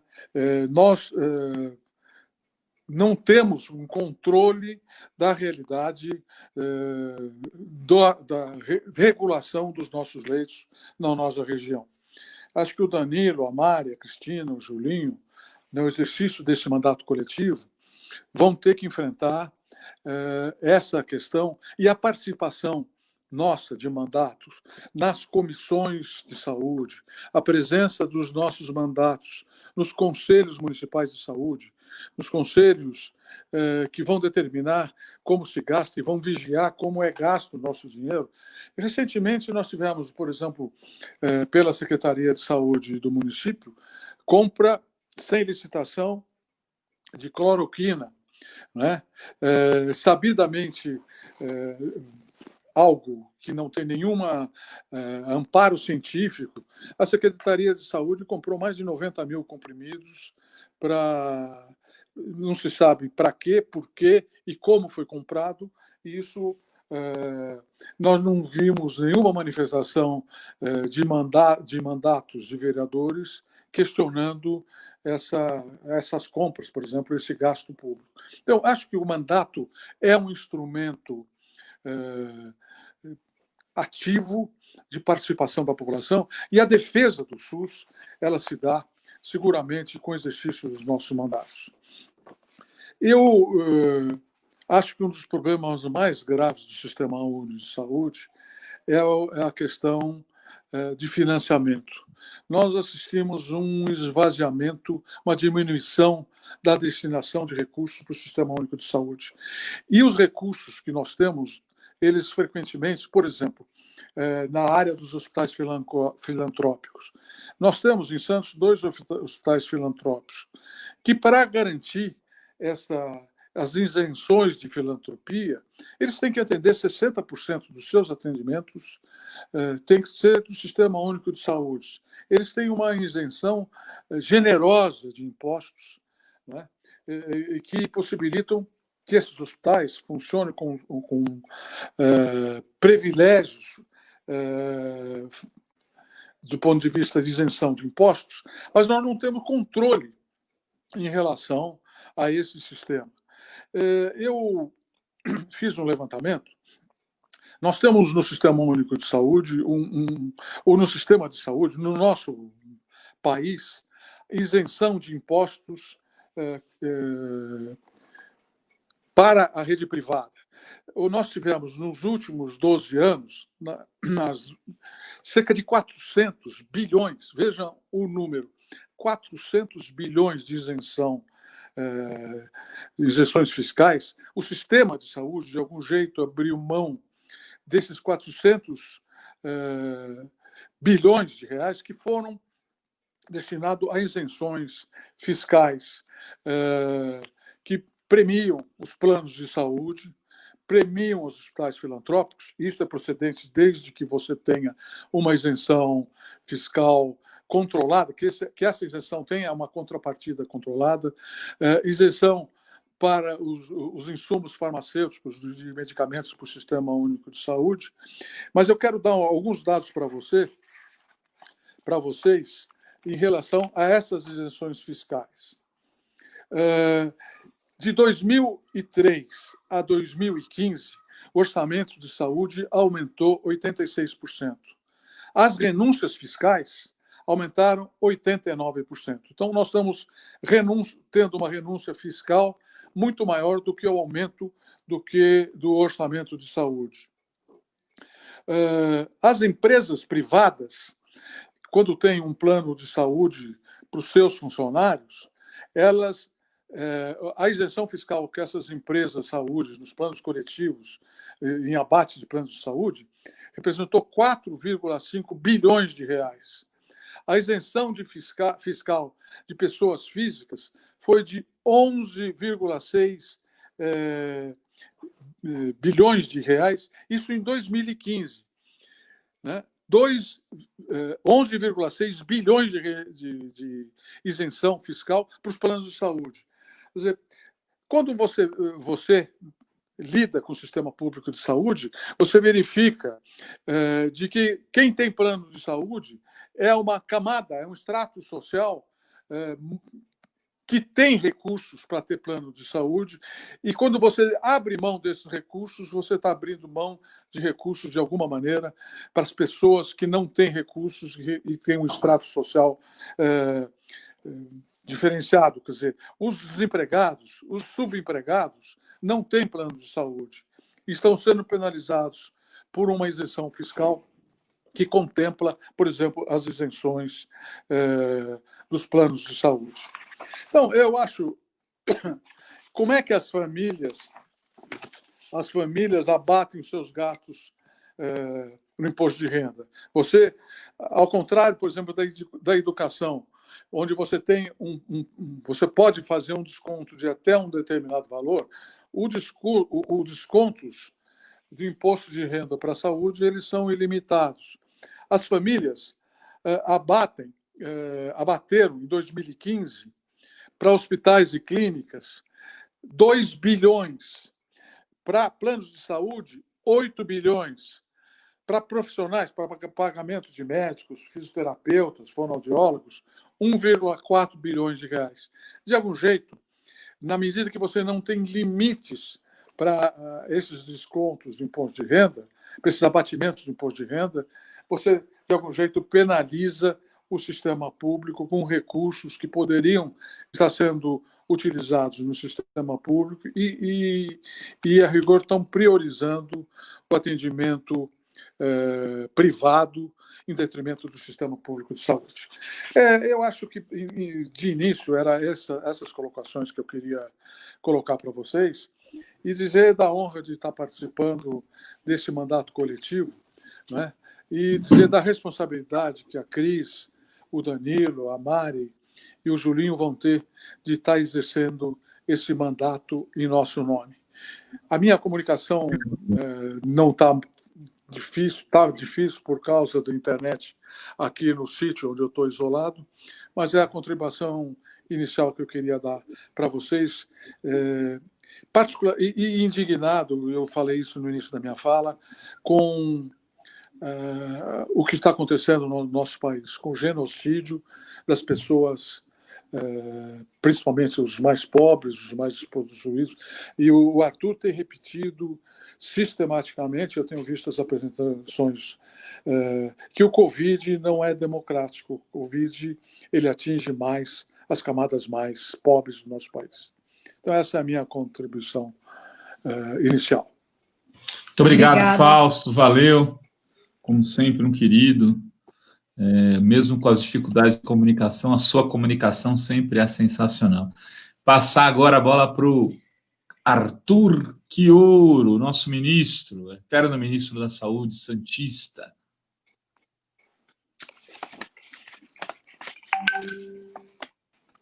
Rapaz, eu estava pensando, viu, Julinho, Rovai, o que eu falo agora depois dessa contribuição muito consistente que tanto o Marcos Caseiro como o Fausto. Olha, eu cada vez mais sou apaixonado pelo Faustão, viu, cara? O Faustão tô sentindo uma falta, cara. Impressionante. Eu não vejo o Fausto há 6 meses, parece que eu não vejo há um século, né? E o Marcão a gente tem feito muita pesquisa junto, tem trabalhado junto, muitas coisas bacanas, mas eu tenho sentido muita falta dessa lucidez, dessa capacidade de pensar, sabe? E eu estou aqui imaginando que contribuição. Sabe, uma das coisas que me assusta muito é que, para além dessas 100 mil vidas que deve se extrapolar para muito mais dor, muito mais sofrimento de gente que está nos deixando desnecessariamente, são avós, pais, são companheiros e companheiras, são filhos, são gente, principalmente, como disse o Fausto, da periferia, pessoas pretas, pardas, pobres, periféricas, né, porque a Covid tem um componente muito desigual, né, mas que responde a essa insensibilidade, essa falta de empatia, essa falta de capacidade de pensar um conjunto de políticas públicas. E é muito interessante porque a gente concentra as nossas críticas no Bolsonaro, né, mas é fundamental entender que essa leva de prefeitos e governadores que foram eleitos em 2016, 2018, claro que com as suas exceções, ela é uma leva de gente que se produziu na política em contraponto à própria política, se apresentando como antipolítica, se apresentando como pessoas que são contra o Estado, contra as políticas públicas, contra o investimento para produzir o enfrentamento da desigualdade social e ironia do destino. São elas que são chamadas a liderar o enfrentamento para a mais grave crise sanitária dos últimos 100 anos. Isso só nos faz pensar o quanto que é importante o nosso voto, o quanto que é importante a produção da cidadania, os movimentos sociais, a nossa militância por um mundo mais justo, mais fraterno, mais solidário. Nós ainda vamos ter muitas dificuldades em relação à Covid-19. Vamos ter porque nós ainda estamos decifrando muitas coisas que dizem respeito à história natural da doença, tentando entender os mecanismos de transmissão, as vacinas, as promessas de vacina que vem por aí, né, me assustam muito. Claro que eu torço muito para a gente ter uma vacina o mais rápido possível, mas quando eu me lembro que a vacina mais rápida que o mundo já conseguiu ter disponível foi a da cachumba, e demorou 4 anos para ficar disponível, eu me preocupo muito com a história da vacina russa que chega em outubro, da chinesa que chega em dezembro, e até porque isso tem um potencial de desarmar a resposta das pessoas, das coletividades, das pessoas acharem que, bom, já que não dá, vamos enfrentar do jeito que dá e tocando a vida sem nenhuma preocupação, né? Me preocupa muito também, eu vou pegar um pouco na linha, tanto do que o Marcos Caseiro como que o Fausto apresentaram, o impacto de tudo isso que nós estamos vivendo na nossa vida. Sabe, nunca os sistemas nacionais de saúde tiveram tão visíveis, tão visibilizados, nunca se destacou tanta importância do SUS, assim como se faz com o NHS no Reino Unido, como se faz com o sistema canadense, como o português, o espanhol, tal. Parece que, finalmente, o mundo descobriu que é fundamental investir em saúde, em ciência e tecnologia, em universidade pública, né? Até porque nós tivemos, no século passado, 2 pandemias, e nos 20 primeiros anos deste século nós já tivemos 5. E se tem uma coisa que todos nós temos absoluta certeza é que viram outras, né? Então nós temos que ter uma capacidade de resposta muito bem armada, muito bem feita. Temos que valorizar os servidores do SUS. E aí a pauta apresentada pela Cris me parece super coerente. Sabe, Cris, acho que assim, o Coletivo Progressista de Santos consegue já de cara antecipar coisas que são muito importantes. Santos mostrou para o mundo, em 1989, com o Davi Capistrano, com a Thelma, né? Eu era um jovem sanitarista, tinha acabado a minha residência, tinha me associado àquele time bacana, né? Que é possível construir uma política de saúde que seja uma referência, né, que radicalize a implementação do SUS em todos os seus princípios de universalidade, equidade, integralidade, que respeite as pessoas, que transforme as condições de trabalho de cada profissional de saúde, para que a gente possa, inclusive, ter uma coisa que é fundamental, que é mais do que até o salário que você colocou, Cris, que é a possibilidade de se realizar profissionalmente, né, de perceber o quanto que nós somos importantes, como o nosso trabalho vale a pena. Mas me preocupa demais, porque nós vamos ter que lidar com a Covid, que, como eu disse, até a chegada da vacina, será um desafio. O Caseiro disse isso claramente, quer dizer, nós não estamos livres. A quem acredita na história de que a primeira onda já passou, essa semana eu estava num diálogo com meus professores, com professores da Universidade de Lisboa, que são nossos parceiros de pesquisa lá na Unifesp, e eles estavam dizendo o seguinte: agora em agosto a Europa está toda trancada, todo mundo de férias escolares, né? É o mês que eles param. Eles vão voltar em setembro, 15 dias em outubro, e eles já antevêm a segunda onda de Covid na Europa, no hemisfério norte, a partir de meados de outubro. Tanto que eles não devem sequer voltar a atividades presenciais nas universidades, nas escolas, já na expectativa de que a coisa vai pegar. Mas eu quero chamar a atenção para alguma coisa que me preocupa muito. Cris, Danilo, Mari, Julinho, que eu acho que vocês, no mandato coletivo, vão ter que lidar, de preferência com Douglas, nosso prefeito, eleito em Santos, E eu espero muito que o Douglas, porque acho que é um cara muito competente, muito comprometido, seria muito bom tê-lo à frente da prefeitura. Meu sonho hoje é ter 2 caras negros dirigindo a nossa cidade. O Douglas, na Prefeitura de Santos, e o Esmeraldinho, no Santos Futebol Clube. Né? Mas, assim, eu quero chamar a atenção para uma coisa que me preocupa muito, colando com o que na análise que o Marcos colocou. Né? Santos é uma cidade que tem condições IDH, condições socioeconômicas, para ter um padrão sanitário muito diferenciado.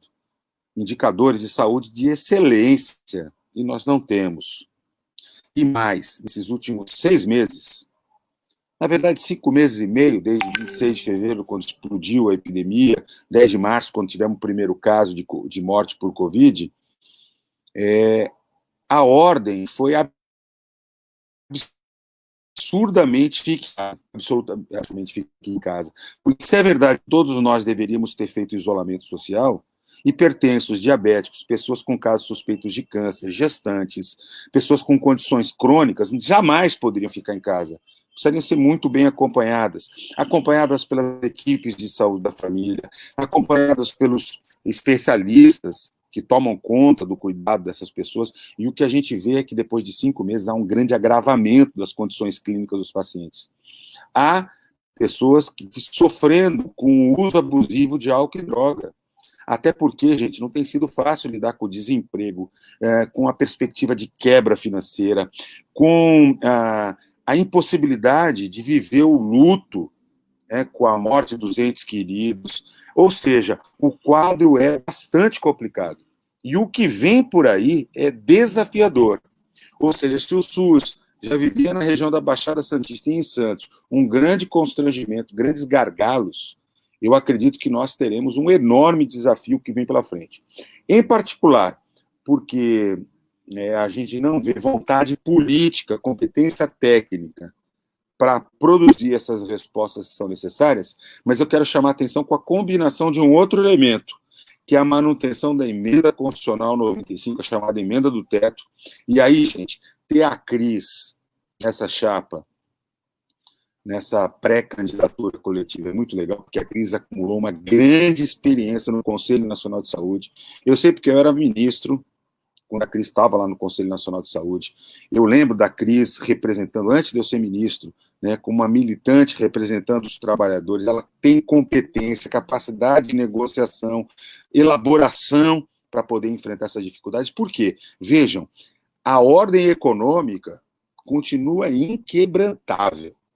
O Brasil foi um dos poucos países do mundo a não abrir mão dos preceitos da lógica neoliberal, ou seja, a escola de Chicago continua calando fundo, não só no Guedes, mas em todos aqueles economistas que dão sustentação, nos empresários, nos políticos do Centrão, da base do Congresso e tal. E como diz o Lula, e eu acho que nesse ponto ele tem total razão, não basta simplesmente afastar o Bolsonaro, é fundamental levar junto o Guedes, o Maia e toda a ordem política e econômica que hoje rege o país. Vejam, nós tivemos 22 bilhões e meio, eu vou repetir porque esse número é tão grande, 22 bilhões e meio a menos no orçamento do Ministério da Saúde nos últimos 3 anos, já sobre o efeito da emenda constitucional, tal da emenda do teto. E graças à Covid, ironia do destino, o Congresso Nacional fez uma ampliação de 38 bilhões e 900 milhões de reais no orçamento do Ministério para o enfrentamento da Covid. Agora, olha que absurdo, o Guedes acabou de anunciar que vai mandar o projeto de emenda de orçamento, de lei de diretrizes orçamentárias do SUS, do Ministério da Saúde, para 2021, sem esses 39 bilhões e meio. Ou seja, nós vamos recuar, em termos muito concretos, objetivos, a menos dos recursos que nós tínhamos em 2019. Portanto, é um verdadeiro crime, é um lesa à sociedade, é uma insensibilidade total. Sequer os leitos de UTI que foram ampliados vão estar disponíveis. E isso conjuga com essa perspectiva de prefeitos, de secretários municipais de saúde, de apoios nas câmaras de vereadores, que geram ao fascismo, que fazem com que a resposta do Brasil para a Covid seja esse genocídio que nós estamos vivendo. Vejam, eu tive recentemente a oportunidade de ir a uma unidade básica de saúde, uma policlínica de Santos. Eu fui numa quinta-feira, às 9h15 da manhã. Esperei que essa unidade estivesse lotada, né? Ela estava organizada exatamente como se estivesse num sábado de campanha de vacinação. A maior parte dos funcionários estavam tomando sol, estava frio aquele dia, tomando sol no pátio, e tinha um esquema de fluxo como se fosse para fazer uma vacinação. Isso representa o seguinte: a falta de comando, de clareza, a falta de equipamentos de proteção individual, de testes, e de comando, de capacidade de colocar a cidade, a nossa região, buscando os casos, fazendo a identificação de casos, fazendo isolamento, diminuindo a taxa de transmissão. Portanto, é por isso que a gente corre o risco de passar meses tendo casos de Covid, é por isso que a gente corre o risco de não conseguir atender adequadamente, inclusive a demanda reprimida, a panela de pressão que está aí pronta para explodir de casos mal conduzidos. Então, eu quero chamar a atenção para essas coisas, porque me parecem muito complicadas. Chamaria um último aspecto, né, que me parece muito importante, porque, assim, quando a gente fala, o Fausto destacou a história de que a Covid não é democrática, né? Eu acho que quando a gente procura entender o que está acontecendo no Brasil, é preciso considerar 3 fatores. O primeiro é isso que eu estou dizendo: a desastrosa estratégia de enfrentamento da Covid, sem ministro, sem coordenação, sem teste, com negacionismo, com tudo que a gente viu, com ausência da atenção básica. Em segundo lugar, é preciso considerar a profunda desigualdade social. Não é a mesma coisa enfrentar a Covid no Brasil, enfrentar em Santos, na Baixada Santista, do que enfrentar no Hemisfério Norte. Então, mais do que nunca, a conta da desigualdade social está sendo cobrada. E é por isso que as pessoas mais pobres estão adoecendo e morrendo de maneira absurdamente desigual. E em terceiro, muito bem comentado pelo Marcos, pelo Fausto, né, nós temos que lidar com essa postura absolutamente criminosa do presidente Bolsonaro e todos os seus seguidores. Então, na conjugação desses 3 fatores, é que a gente entende o tamanho do desastre que nós estamos enfrentando. E é isso que eu espero que a gente possa conseguir mudar. Em 15 de novembro, elegendo prefeitos, prefeitas comprometidas com um projeto de mudança do país, mas elegendo fundamentalmente vereadores, vereadoras, coletivos, capazes de mudar essa história. Muito bom, muito bom. Muito obrigado, Chioro. E agora a gente vai rechear essa telinha aqui com todos aqueles que participaram da live, para aquela famosa selfie com todos os participantes. Renato, olha Oi, o que eu tenho aqui, Arthur, Chioro, Caseiro, Fausto. Contra a maré à beira-mar, a experiência do SUS em Santos. Vale a pena, é a experiência de implementação do SUS aqui em Santos. Dá para a gente ver financiamento, gente. Quando até aumentou em 89, era 3% que o município investia, no ano seguinte já era 11%. Isso é história. Muita gente hoje que tem 32 anos não sabe disso, não viveu essa história. Então, eu recomendo que a gente revisite essa história até para a gente se estimular. Desculpa, mas eu não resisti de mostrar para vocês o livro que está aqui. Aí, alguém já deve ter feito o print screen aqui dessa tela, desse momento importante da candidatura do Movimento Santos Progressista, que, assim, as pessoas, muita gente não sabe exatamente, tem gente até pensando que era do Partido Progressista, viu, Chioro, viu, Fausto? Mas é do pessoal do Partido Progressista. Não, queridas e queridos, não é do Partido Progressista.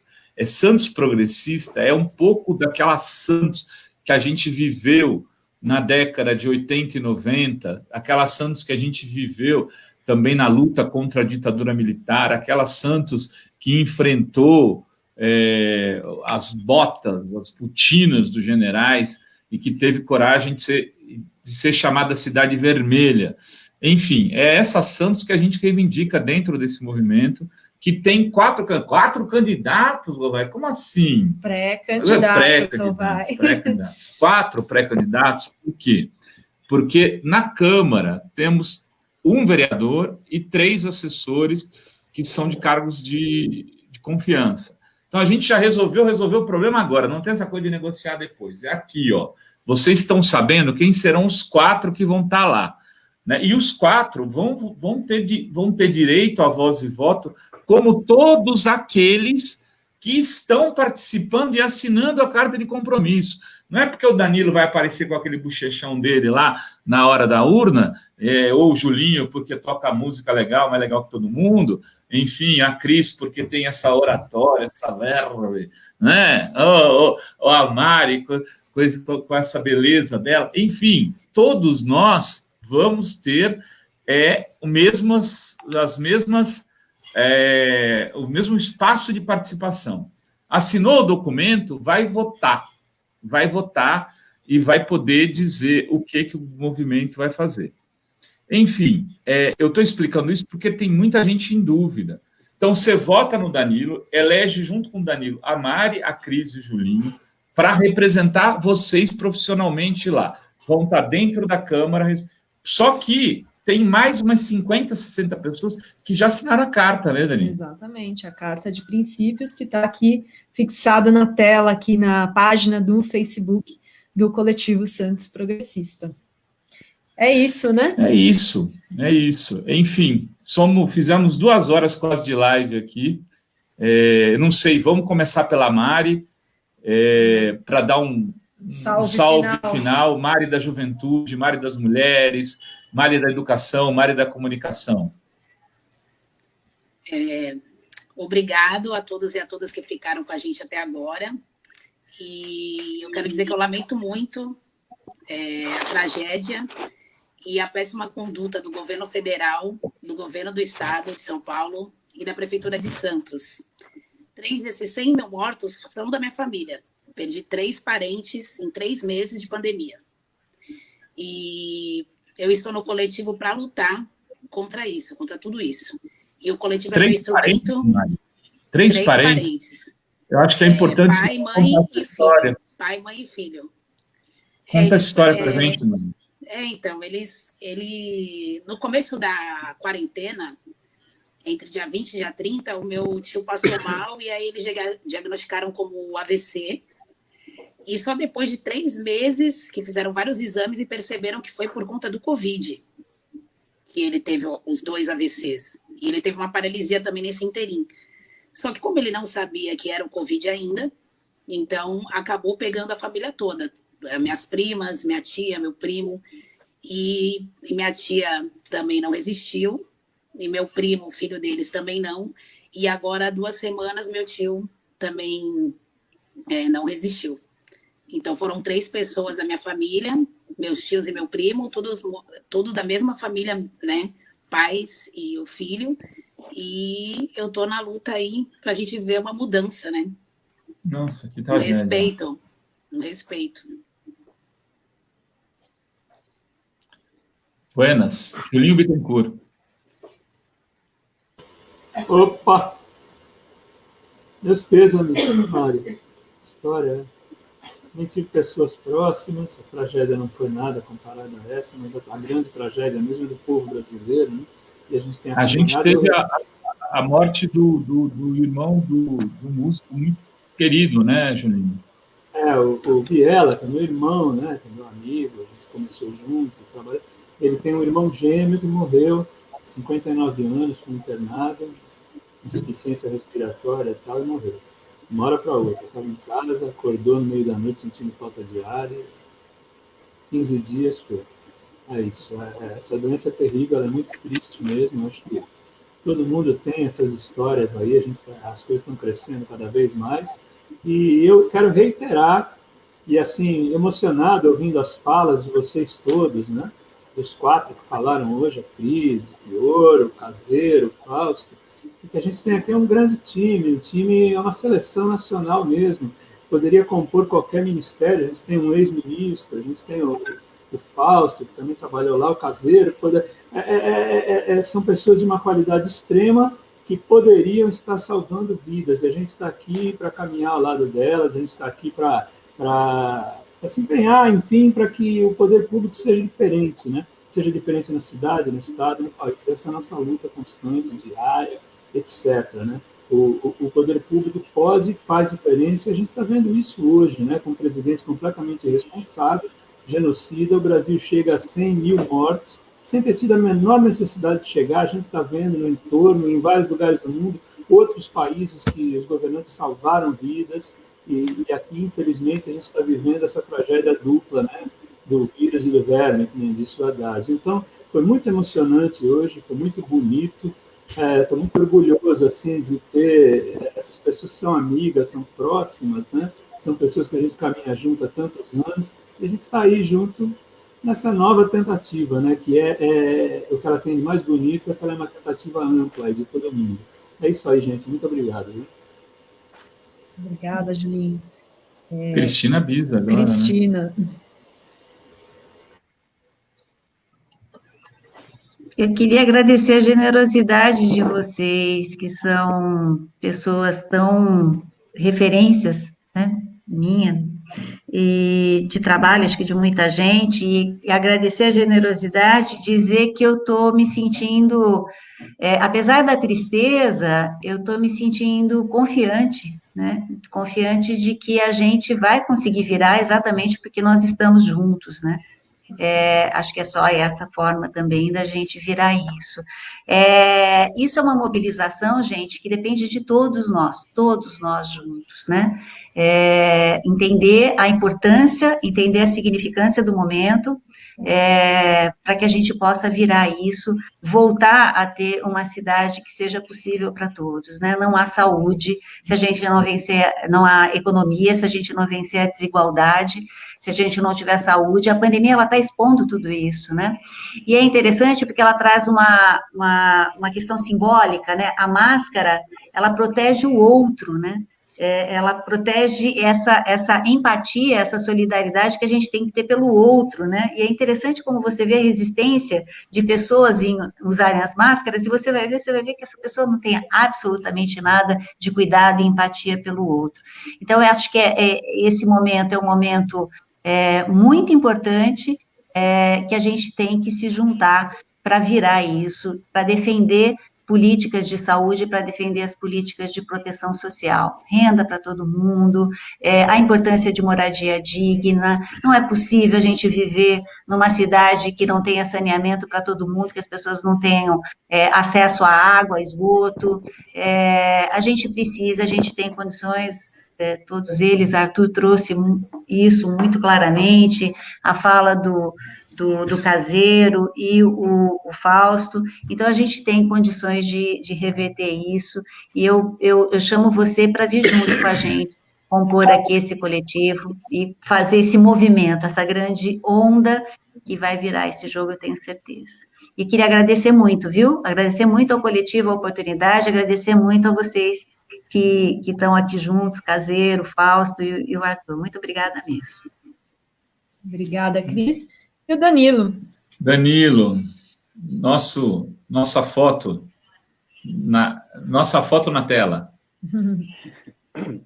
Gente, eu gostaria primeiramente de agradecer a essa aula que Cris, Fausto, Caseiro e Chioro deram para nós aqui hoje. Foi bastante esclarecedor, né? Eu quero dizer que eu me sinto um privilegiado em fazer parte desse grupo, né, de estar junto com meus companheiros, com Mari, com Cris, e com tantos outros que estão aí nos assistindo, e um privilegiado de poder contar com o apoio do Chioro, do Fausto, do Caseiro também, enfim, é muito importante. Eu queria pegar um gancho sobre algo que eu acho que o Chioro deixou muito claro, né? É claro a irresponsabilidade do Bolsonaro, do presidente, do governo nesse processo, né, com a pandemia, mas eu acho que é importante também a gente ter clareza e apontar isso para a população e responsabilizar, por exemplo, todos aqueles que colocam como único caminho, the only way, né, essa história de Estado mínimo, né, todos aqueles que apoiaram a PEC do teto dos gastos e que, volta hora e meia, sempre, né, colocam que somente uma perspectiva de Estado mínimo, de Estado enxuto, né, de cortar gastos, é a única forma de se fazer política, né? Então, essa questão ela não foi colocada com o Bolsonaro, tanto que a gente tem todos os canais abertos e pagos, só tem economista liberal, a gente tem o Gonzaga Beloso, a gente tem né, até mesmo o Luiz Oreiro, enfim, a gente nunca tem uma outra perspectiva, uma perspectiva desenvolvimentista para discutir saúde, educação, é uma única forma, né, de se ver a política. Então, acho que é importante a gente colocar, né, que todos esses economistas, políticos, todos, mesmo o presidente da Câmara, todos esses que colocam como uma única perspectiva de política, política liberal, também são responsáveis por essas mortes, né? E, nesse sentido, eu acredito que nós aqui, enquanto coletivo, nós temos essa perspectiva. Eu acho que é necessário colocar os pingos nos is. É necessário uma política profundamente antiliberal. Eu acho que esse é o caminho, né, que nós tem que se trilhar, né, e de colocar, né, o Estado como indutor, né, de políticas públicas na saúde, na educação, né, e na diminuição da desigualdade social. Né, essa coisa de deixar a Deus dará, cada um por si, Deus por todos, né, o que a política liberal de Estado mínimo está aí, o resultado está aí. Né, e a gente está muito claro que não funciona. Muito obrigado a todos aí que nos assistem, muito obrigado aos companheiros que estão aí, Gri, Rovai, um grande beijo para todos vocês. Se vocês viram aqui mexendo na mão, é uma criança querendo comer macarrão. Um beijo pro Lucas, um beijo pro Lucão também, que estou com saudade dele. Mas não é fácil, não. Um beijo para vocês, um ótimo sábado, um domingo, do Dia dos Pais, para quem é pai, e até a próxima live, né? E não se esqueçam, gente, o Coletivo Santos Progressista tem como objetivo eleger um mandato na Câmara Municipal de Vereadores. Para eleger, não é fácil.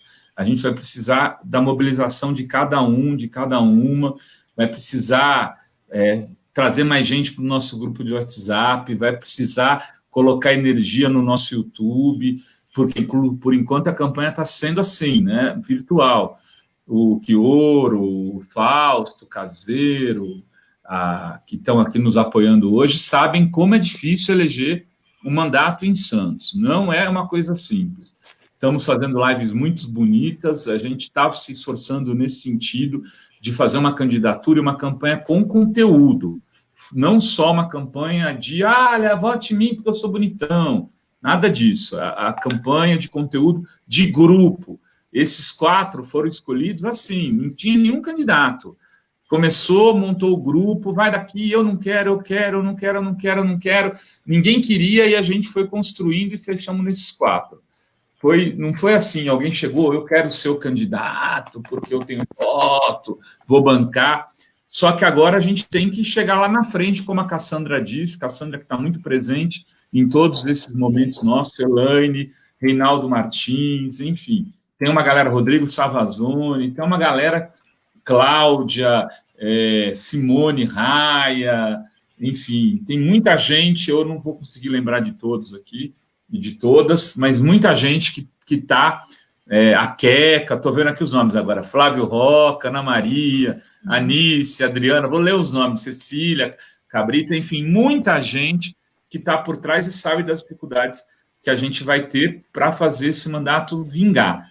Que esse mandato vingando, eu acho que a gente coloca, viu, Fausto, uma semente de esperança para o futuro. Aí eu sei que você muito batalhou por isso também. Era isso, gente querida. Beijos a todas, beijos a todos. Vamos lá. Beijos. Valeu. Tchau, gente. Valeu.